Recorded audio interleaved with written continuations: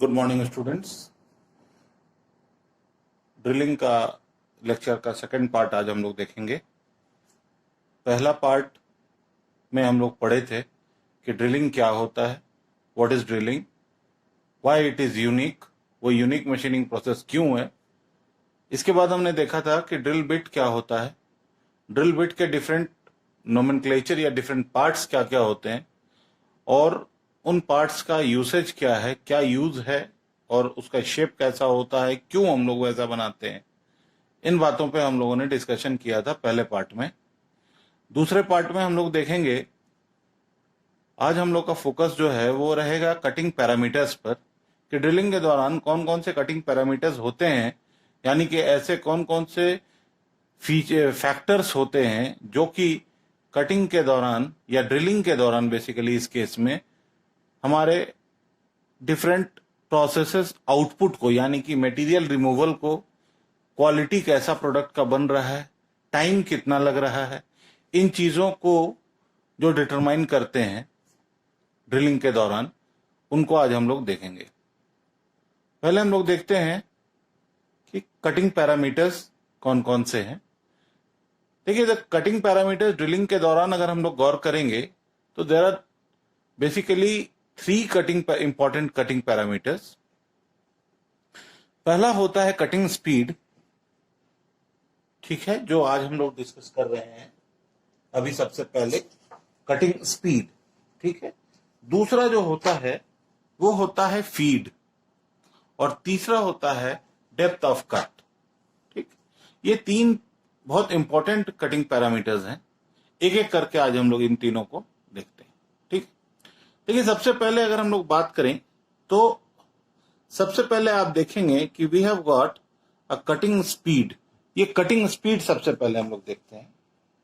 Cutting speed में हम लोग को क्या बताया जाता है कि what is cutting speed. Basically it is defined as the relative velocity या relative speed of drill bit with respect to workpiece. कहने का क्या मतलब है कि देखिए, जब हम लोग मशीनिंग कर रहे होते हैं, जब हम लोग ड्रिलिंग कर रहे होते हैं, तो उस टाइम पे वर्कपीस को स्टेशनरी रख के, जैसा हम लोगों ने पहले लेक्चर में पढ़ा था कि वर्कपीस को स्टेशनरी रखते हैं और उसके ऊपर एक रोटेटिंग ड्रिल बिट को प्रेस करते हैं ताकि ड्रिलिंग का प्रोसेस हो सके।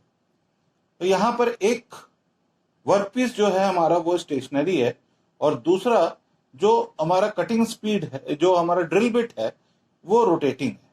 तो एक स्टेशनरी मेंबर और एक रोटेटिंग मेंबर के बीच में जो रिलेटिव स्पीड होगा उसी को हम लोग कटिंग स्पीड बोलते हैं। इसको कई बार हम लोग पेरिफेरल स्पीड भी बोलते हैं।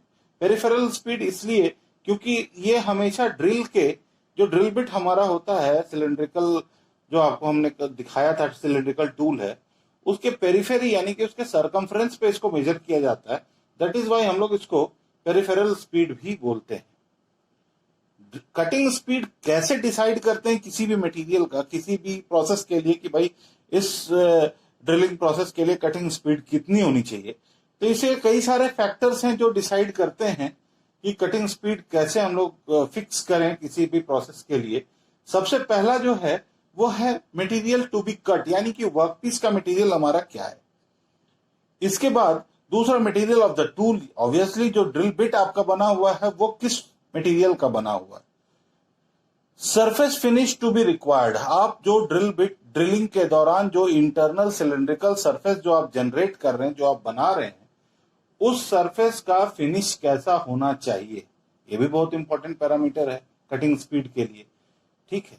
इसके बाद एक आता है MRR required. What is MRR? कई बार आप देख रहे होंगे ये वर्ड एमआरआर यूज हो रहा है। एमआरआर का मतलब होता है मटेरियल रिमूवल रेट, यानी कि एक यूनिट टाइम में वर्कपीस से हम कितना वॉल्यूम ऑफ मटेरियल रिमूव कर लिए। तो एमआरआर हमको कितना चाहिए, ज्यादा चाहिए या कम चाहिए, ये एमआरआर पर भी डिपेंड करेगा। देखिए, एक बात ध्यान रखिएगा यहां पर कि इन 99% ऑफ द केसेस एमआरआर और सरफेस फिनिश एक दूसरे के इनवर्सली प्रोपोर्शनल होता है। अभी हम जैसे बोले आपको कि अगर एमआरआर हम लोग को क्या चाहिए, तो आप लोग का एक मन में व्यू आएगा कि ऑब्वियसली एमआरआर यानी कि पर यूनिट टाइम जो मटेरियल रिमूव हो रहा है वो हमेशा हम लोगों को ज्यादा ही चाहिए। लेकिन ये जरूरी नहीं, क्योंकि ज्यादा एमआरआर, जैसे जैसे आप मटेरियल रिमूवल रेट को यानी कि ज्यादा से ज्यादा मटेरियल को रिमूव करने की कोशिश करेंगे, आपका सरफेस फिनिश उतना ही पुअर होता जाएगा। इसीलिए हमेशा आपको ये बैलेंस रखना पड़ता है कि हम एमआरआर और सरफेस फिनिश के बीच में क्या चूज करते हैं। अगर हमको एमआरआर बढ़ाना है तो हमारा सरफेस फिनिश पुअर होगा, और अगर हमारा सरफेस फिनिश अच्छा रखना है तो एमआरआर को कम रखना पड़ेगा। इसके अलावा मशीनिंग कैपेसिटी भी तय करता है कि हमारा कटिंग स्पीड कितना हो। ठीक है, अब हम देखते हैं कि मैथमेटिकली कटिंग स्पीड जो है, इसको डिनोट हम लोग करते हैं हम लोग कैपिटल एस से। कैपिटल एस जो है इट इज गिवन बाय, एक मैथमेटिकल फॉर्मूला है pi D N into 100, pi D N by 100, sorry. तो पाई डी एन बाई 100 में अब यहाँ पे गौर कीजिए कि चूंकि हम पेरिफेरल स्पीड की बात कर रहे हैं, therefore we have given the term pi D, यानी कि पेरिफेरी, और एन जो है उसका आरपीएम, यानी कि 1 मिनट में ये कितना डिस्टेंस कवर कर लेता है, and that will be pi D N, where D, if we take D in meters, अगर हमको डी सेंटीमीटर में जो नॉर्मली दिया रहता है न्यूमेरिकल्स में, तो हमको इसको 100 से डिवाइड करना पड़ेगा। दैट इज वाई ये एक स्टैंडर्ड फॉर्मूला ही बन गया है कि cutting speed capital S is given as pi D N by 100। ये मीटर पर मिनट में होगा, लेकिन ये कटिंग स्पीड जब मीटर पर मिनट में हम लोग कैलकुलेट करते हैं। अब यहां पे गौर कीजिएगा कि डी जो है ये डाया ऑफ द ड्रिल हमेशा हमको सेंटीमीटर में लेना है। अगर क्वेश्चन में मीटर में या एमएम में दिया होगा तो हम उसको कन्वर्ट कर लेंगे पहले सेंटीमीटर में, तभी उसको इस फॉर्मूले में पुट करेंगे। एन क्या है? एन है RPM of the spindle. Spindle यानी कि जिसमें आप लोगों ने ड्रिल बिट को फिक्स किया है और जिसको हम लोग रोटेट कर रहे हैं, उसका आरपीएम कितना है ये तय करेगा। अब इस फॉर्मूला पर थोड़ा सा अगर आप ध्यान से इस फॉर्मूला को देखेंगे तो इस फॉर्मूला में एक चीज आप गौर करेंगे कि कटिंग स्पीड एस जो है ये डायरेक्टली प्रोपोर्शनल है डीएन की, क्योंकि पाई और 100 तो कांस्टेंट है। ठीक है, अब देखिए सबसे पहली बात कि अगर जो डाया ऑफ होल जनरेट, जितना भी डाया ऑफ होल जनरेट करना है उसके लिए हमको डाया ऑफ ड्रिल सेलेक्ट करना पड़ेगा, यानी कि dia of the drill decides the dia of the hole. ये तो कॉमन सी बात है। दूसरा चीज जो हम बता रहे थे, S is proportional to DN, यानी कि डायमीटर इन सेंटीमीटर और आरपीएम ऑफ स्पिंडल के प्रोडक्ट को से डायरेक्टली प्रोपोर्शनल होता है हमारा स्पिंडल स्पीड। यानी कहने का क्या मतलब है कि अगर स्पिंडल स्पीड हमको सेम रखना है या कटिंग स्पीड हमको सेम रखना है, तो कटिंग स्पीड सेम रखना है तो इस इफ डी डिक्रीजेस का क्या मतलब हुआ कि अगर मान लीजिए ड्रिल बिट का डाया छोटा है, ड्रिल बिट अगर पतला है, छोटा है, तो उस केस में आपको एन बढ़ाना पड़ेगा, और अगर ड्रिल बिट का डाया बड़ा है तो उस केस में आपको क्या करना पड़ेगा, एन को घटाना पड़ेगा। यही चीज यहां पे हमने कहा है, to maintain constant cutting speed the drill bit of smaller dia should have higher RPM and vice versa. ठीक है, यानी कि अगर ड्रिल बिट का डाया छोटा है तो हमें एन बढ़ाना पड़ेगा ताकि इन दोनों का प्रोडक्ट कांस्टेंट रहे।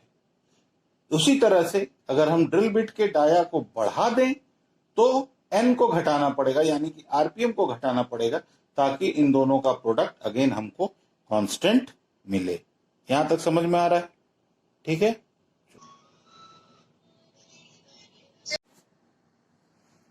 ओके स्टूडेंट्स, अब हम लोग देखेंगे दूसरा जो कटिंग इंपॉर्टेंट कटिंग पैरामीटर है उसके बारे में हम लोग जानकारी देखेंगे। दूसरा जैसा हमने आपको बताया था, दूसरा है फीड। फीड क्या करता है? What is feed? देखो हमने आपको टर्निंग के दौरान बताया था कि फीड क्या होता है, distance movement of the tool along the axis. ठीक है, यहां पर भी वही चीज हो रहा है।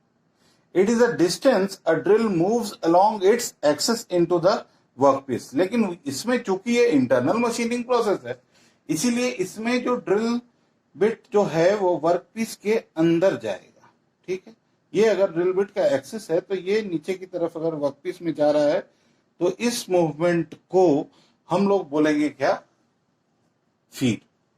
कैसे इसको हम लोग रिप्रेजेंट करते हैं, एक रिवॉल्यूशन मतलब अगर टूल हमारा एक बार रोटेट हो रहा है, एक रोटेशन ऑफ द टूल, जब एक बार स्पिंडल टूल को एक रोटेशन दे रहा है तो उस एक रोटेशन के ड्यूरेशन में जो हमारा वर्कपीस, जो हमारा ड्रिल बिट है, वो अलोंग इट्स एक्सिस कितना मूव किया टुवर्ड्स द वर्कपीस और इनटू द वर्कपीस, ये कहलाता है स्पीड। ध्यान से सुनिए, हम फिर से रिपीट कर रहे हैं इसको।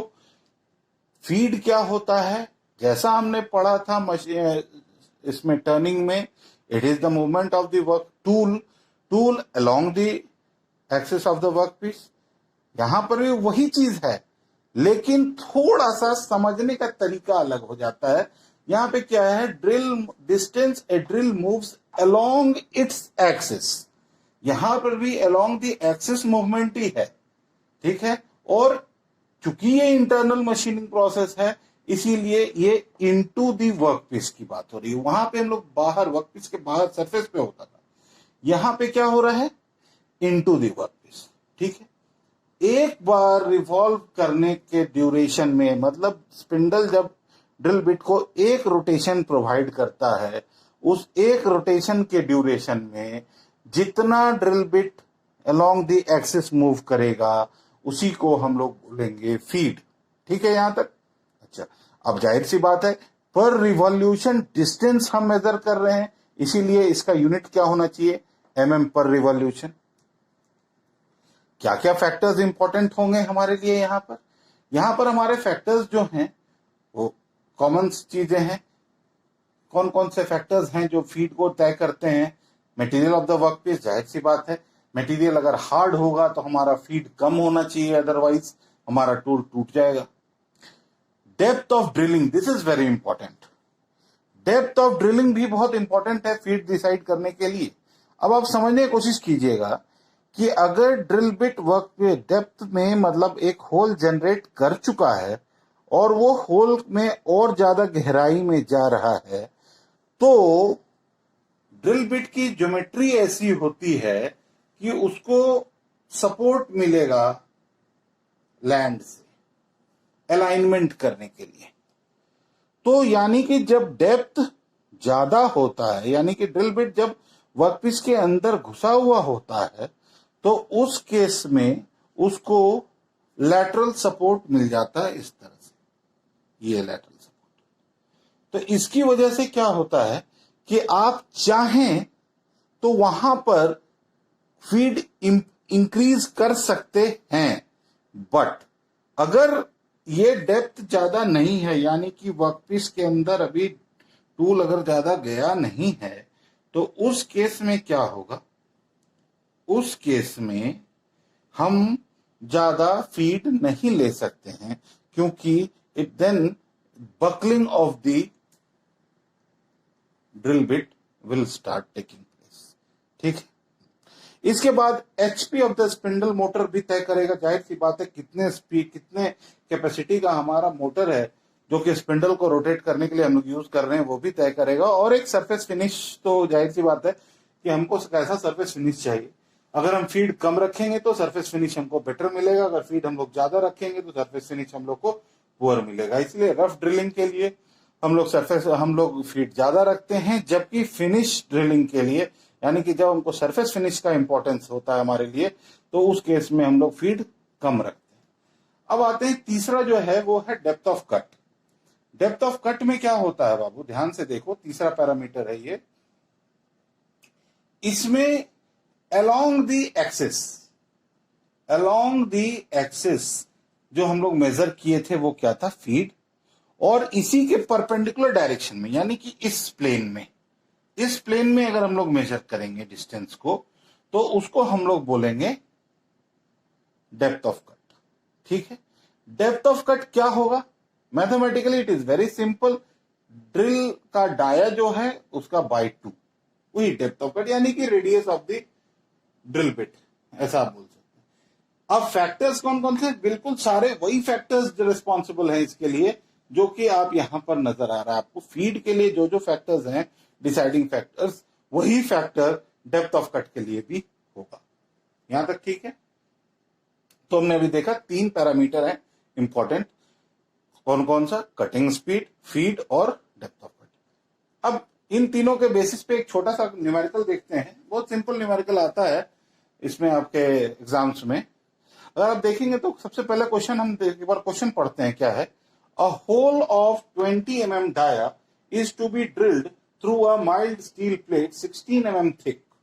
कहने का क्या मतलब है कि एक प्लेट है बाबू, वो प्लेट कैसा है? एक प्लेट है, वो प्लेट की मोटाई कितनी है? कितना मोटा है वो प्लेट?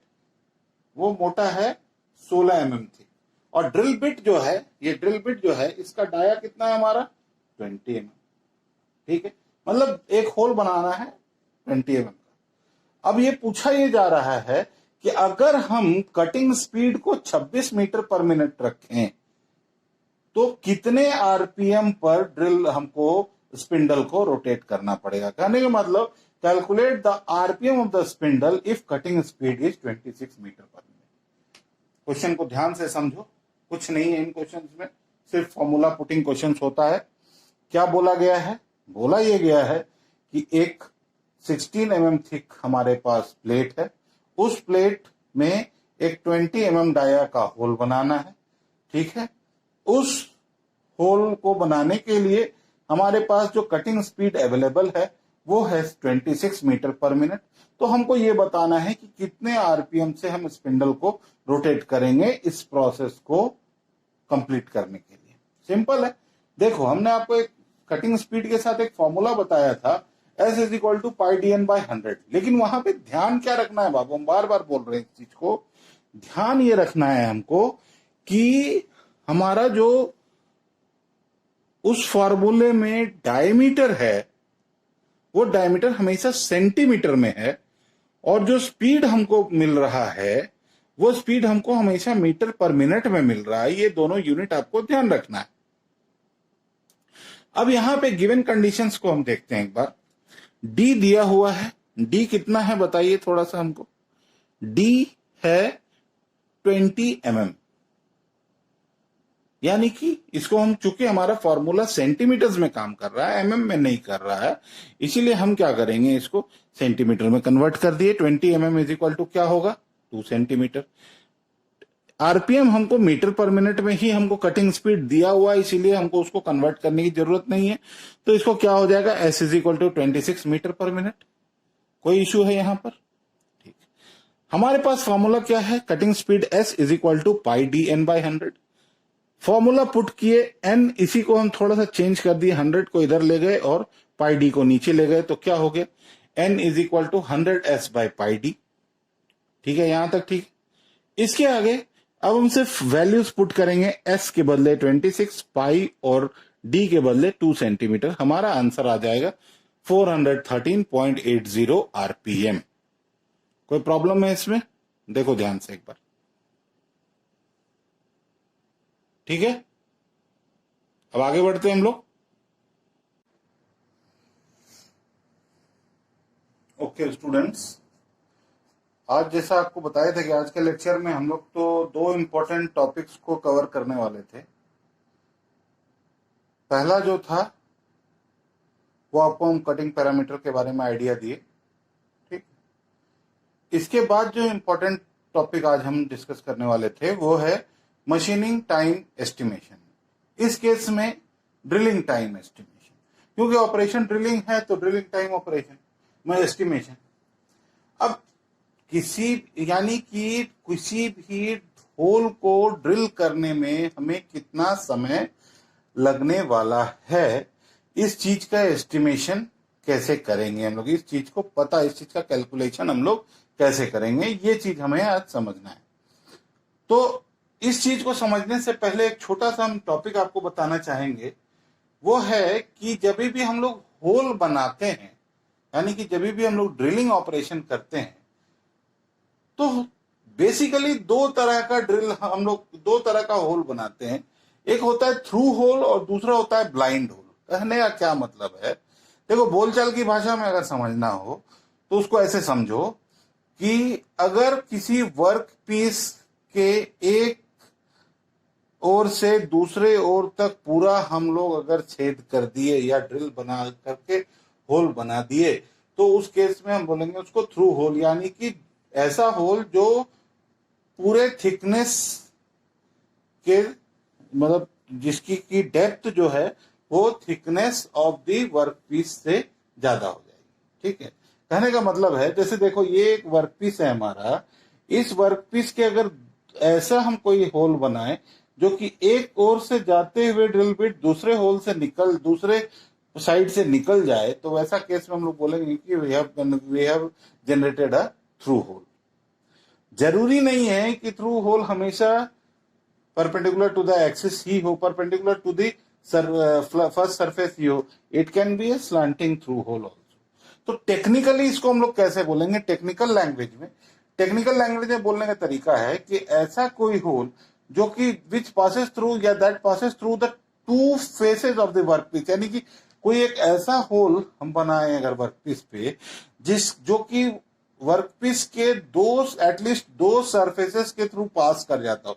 अब देखो ये वर्क पीस है, ये एक सरफेस है, ये एक दूसरा सरफेस है, इन दोनों सरफेसेस के थ्रू अगर पास कर गया है कोई होल, तो उस केस में हम बोलेंगे कि होल जो है वो कौन सा होल है, थ्रू होल है।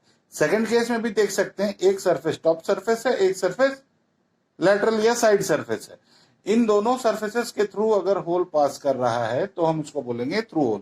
इसी का उलट, इसी के बिल्कुल ऑपोजिट, अगर सिर्फ एक ही सरफेस के थ्रू कोई होल पास कर रहा है, दूसरा सरफेस ऑफ द वर्कपीस को वो ब्रीच नहीं कर पा रहा है, तो उस केस में हम बोलेंगे कि we have generated a blind hole. यहां तक ठीक है। चलो अब हम आते हैं, जब ये आपको थ्रू होल और ब्लाइंड होल समझ में आ रहा है, तो अब हम देखते हैं कि एक्चुअली एस्टिमेशन हम करते क्या है। देखो एस्टिमेशन अगर हमको टाइम का करना है ड्रिलिंग के दौरान, तो दो चीजों पर हमको ध्यान देना पड़ेगा। एक है कि time for setting up of job, मतलब वर्कपीस को हमने फिक्स किया, सेलेक्ट किया ड्रिल बिट को सेलेक्ट करने के बाद फिर हम उसको क्या करते हैं, चक में या कॉलेट में उसको फिक्स करते हैं, स्पिंडल का आरपीएम तय करते हैं। ये सारा काम करने में जो समय लगा उसको हम लोग बोलते हैं time for setting up of job. दूसरा पार्ट है ड्रिलिंग टाइम का, वो है एक्चुअल ड्रिलिंग ऑपरेशन, मतलब जब टूल यहां है और यहां से यहां पहुंचने वाला है उस दौरान कितना टाइम लगा। ध्यान देना कि ये प्रैक्टिकल चीज है, इसको आप थ्योरेटिकली भी कैलकुलेट कर सकते हो। कितना सेटअप टाइम लगेगा, जनरली क्वेश्चन में दिया रहता है कि सेटअप टाइम कितना लेना है। अगर नहीं दिया हुआ है तो 10 से 30 सेकंड के बीच हम कुछ भी समय ले सकते हैं एज अ होल। ठीक है, रिपीट कर रहे हैं, सेटिंग अप टाइम अगर नहीं दिया हुआ है ड्रिलिंग का क्वेश्चन में तो 10 से 30 सेकंड लेना है, अदरवाइज जो क्वेश्चन में दिया हुआ है वही सेटअप टाइम हमको लेना है। ठीक, दूसरा पार्ट जो इंपॉर्टेंट है इसका, वो है time for actual drilling operation, मतलब एक्चुअली ड्रिल बिट को यहां से यहां पहुंचने में थ्रू दी वर्कपीस कितना समय लगा। ये टाइम जो है वो इस बात पे डिपेंड करेगा कि हमारा होल थ्रू है या ब्लाइंड है। अगर हमारा होल थ्रू है तो उस केस में हम एक फॉर्मूला यूज करते हैं, that is the actual drilling time T is equal to H plus 0.3D by feed into RPM. वही चीज अगर ब्लाइंड रहेगा तो सेम फॉर्मूला है बाबू, सिर्फ फर्क कहां आ जाता है कि न्यूमरेटर में H प्लस 0.5D हो जाता है। इसको अगल बगल में लिखने का मेरा पर्पस ही यही था कि फॉर्मूला एकदम सेम है, H plus 0.3D divided by feed into RPM और H plus 0.5D feed into RPM. अब देखो थ्रू होल और ब्लाइंड होल में सिर्फ यही डिफरेंस है, ये इस पार्ट का जिसको कि हम लोग बोलते हैं अलायंस, जिसको हम लोग बोलते हैं कटिंग अलायंस। ठीक है, इसी का डिफरेंस आ जाता है बस। अब गौर करो इसमें H क्या है, अगेन हम आपको बार बार बोलेंगे, मशीनिंग टाइम एस्टिमेशन का कोई भी न्यूमेरिकल हो, उसमें आपको ध्यान हमेशा इस बात का जरूर रखना है कि जो फॉर्मूला यूज कर रहे हैं उसमें जो डिफरेंट पैरामीटर्स है वो किस यूनिट में लेना है। यहां पर भी हम आपको बताएंगे, ये जो फॉर्मूले हैं, इस फॉर्मूले में h यानी कि डेप्थ ऑफ होल सेंटीमीटर में लेना है, d is equal to dia of drill, ये भी सेंटीमीटर में लेना है, feed in mm per revolution लेना है। ध्यान रखिएगा, हमेशा इन सेंटीमीटर पर रिवॉल्यूशन लेना है, हमेशा mm पर रिवॉल्यूशन में दिया हुआ रहता है, उसको हम लोग कन्वर्ट करेंगे तब इस फॉर्मूला में डालेंगे। और आरपीएम कैसे कैलकुलेट करेंगे, वही जो हमने पिछले अभी न्यूमेरिकल में किया था, 100s by pi D, where s is in metre पर मिनट। उम्मीद है यहां तक आपको समझ में आया होगा। ठीक है, तो स्टूडेंट्स आज हम लोगों ने जो देखा है वो देखा है कटिंग पैरामीटर्स और मशीनिंग टाइम को। ठीक है, मशीनिंग टाइम का कैसे एस्टिमेट करेंगे ड्रिलिंग के दौरान और कैसे हम लोग कटिंग पैरामीटर्स को तय करते हैं। ठीक है, इसको डिस्कस करने के बाद नेक्स्ट लेक्चर, ये आज हम यहीं पे लेक्चर छोड़ रहे हैं, इसके बाद जो लेक्चर हम लोग शुरू करेंगे उसमें इस मशीनिंग टाइम एस्टिमेशन से रिलेटेड कुछ न्यूमेरिकल्स करेंगे। इसके बाद हम लोग एक और इम्पोर्टेंट टॉपिक इस चैप्टर में आप लोग का रह जाता है, वो है ड्रिप ड्रिलिंग का कॉन्सेप्ट। तो ड्रिप ड्रिलिंग का कॉन्सेप्ट और मशीनिंग टाइम एस्टिमेशन से रिलेटेड जो न्यूमेरिकल है वो हम लोग अगले लेक्चर में देखेंगे। ठीक है, चलो ओके। एक बात और आपको हम बता दें कि अगर आपको कोई डाउट हो रहा है इस चैप्टर में, इस लेक्चर में, जो रिकॉर्डेड लेक्चर है इसमें, तो आप मैसेज में हमको भेज दीजिए, पर्सनल मैसेज मेरे व्हाट्सएप नंबर पे भेज सकते हैं। अपने जो आपके ग्रुप्स बने हुए हैं इसके लिए लक्ष्य के पोर्टल पे, उस पे आप भेज सकते हैं, व्हाट्सएप ग्रुप पे भेज सकते हैं, या फिर यहाँ पर भी कमेंट में, आप इस वीडियो के कमेंट में आप हमको डाउट्स लिख के भेज सकते हैं, हम आपको उसका क्लैरिफिकेशन दे देंगे। ठीक है, ओके, थैंक यू।